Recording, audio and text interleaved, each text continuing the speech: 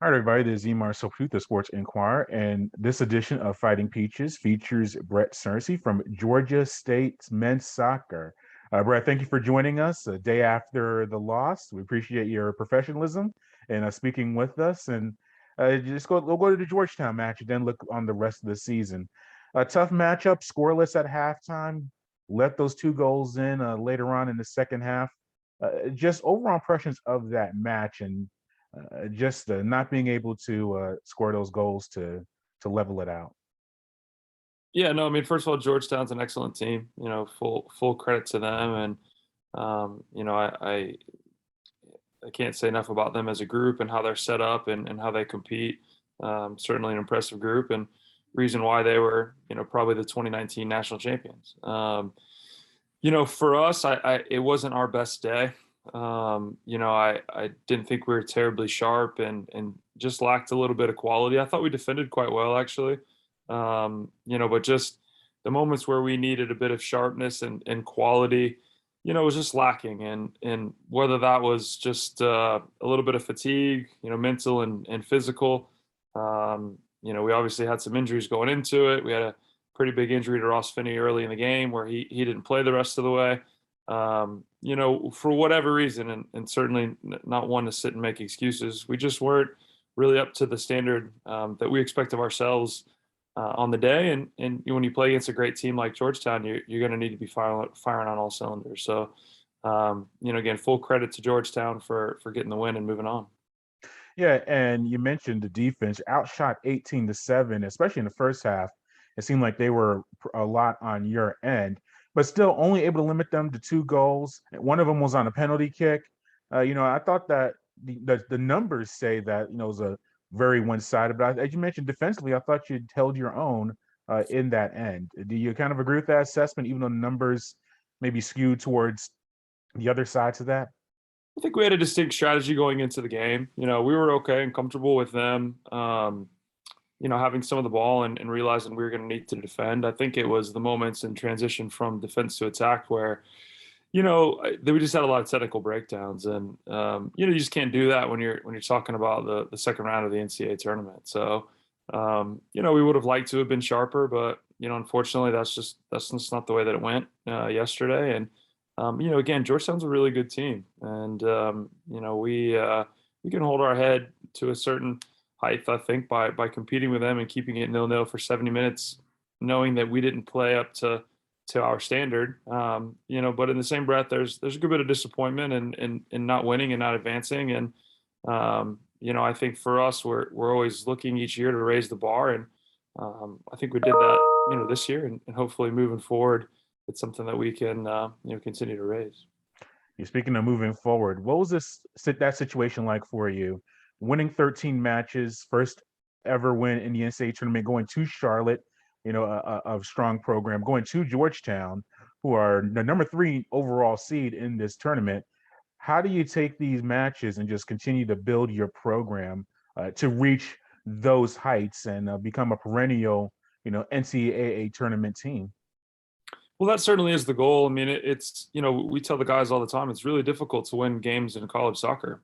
So to continue to consistently do it at this level will certainly take a big challenge, and for us to continue to play at this level, keep progressing and developing as a program. And I think that challenge is exciting. When we realize in the same breath that you have to kind of take a step back and reflect on these moments. There's a reason why it's never been done before, maybe for our program, because of the difficulty associated with it.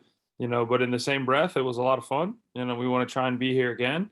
So, we'll take a few days and a little bit to kind of recharge our batteries. It's been a long couple weeks, but I do think we'll come back as a program energized and want to do the extras and the little things to try and get back to this point, because it was a fun ride, and I think the ones that will come back and that were a part of it will want to strive for it again. So the ideas of continuing to try and do that is fun and exciting and difficult all in the same breath. Your reflections on this year for you. First year in a new conference, the MAC. You have really had to step up your game with nationally ranked teams in that conference. the new facility at MLK in downtown Atlanta. What about all the newness this year that you took on, and just the positivity or the excitement that you have heading into next season with that? Well, I think that's a good word for just the overall reflection of the season was just the excitement associated with it. You're exactly right. It was a lot of new things. The facility being a really big one for us. Then the new league, and we didn't really know what to expect from the new league, and it was great. Some super competitive teams, and the MAC was the reason that we were able to get an at-large bid in the NCAA tournament, and that part of it is exciting. And I think the idea that maybe sometimes gets lost in the shuffle is the idea of coming into a season maybe without all of the difficulties with COVID associated as well too. I mean, we obviously keep those in mind, but this fall was miles different than last fall, just as it pertained to COVID and taking closer steps to the normality of a collegiate season that we're used to. So, there was a ton of new and maybe back to what we're used to type of things with the year. And it was a lot of fun. I was really happy for the guys to achieve some of their successes, and in particular, I think just coming off the challenges of the last 18 months, 2 years, it's been good to see guys just in a good state and feeling great about just the simple things of playing soccer again. And yeah, hopefully it's something that we can continue to move forward with. And we'll end on this. You mentioned give the guys some rest, a few days, and get them back on it. But no, last year there was just so much uncertainty with the spring schedules for some conferences and everything like that. Lord willing, we're going to have a complete college soccer season complete, by December for nationally. Right. How do you plan to approach this spring? Do you want to give them maybe more time off than normal because they've been under so much stress? Are you going to try to do some exhibition matches against other teams? What are the preliminary plans for the spring semester for you? Well, this week the guys will be out of school, and we wouldn't have done anything anyways, and they'll come back and almost roll right into exams. So, for the most part, to be honest, the next 5 to 6 weeks we won't really do anything with them. We'll try if we can, fit them in, have some meetings and some end of the year dialogues, and set forth some plans and ideas on an individual and team basis, for the players and the group. And the spring, the aim will be to play some exhibition games. I think the idea of getting the group together and the amount of returners that we have, the spring can be really productive for us.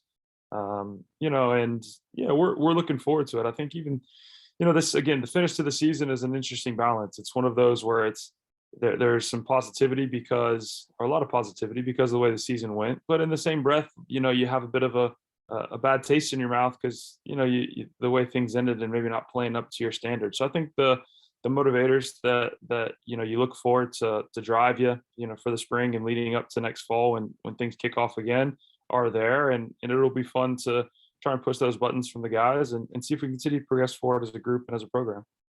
Are part of those conversations also with eligibility for some guys because of the pandemic year? Do you have that talk with some guys that maybe want to return or redshirt or even transfer into the program? Have those conversations kind of already started to get maybe some guys in or out of there by the spring semester if they decide to move on or have extra year eligibility?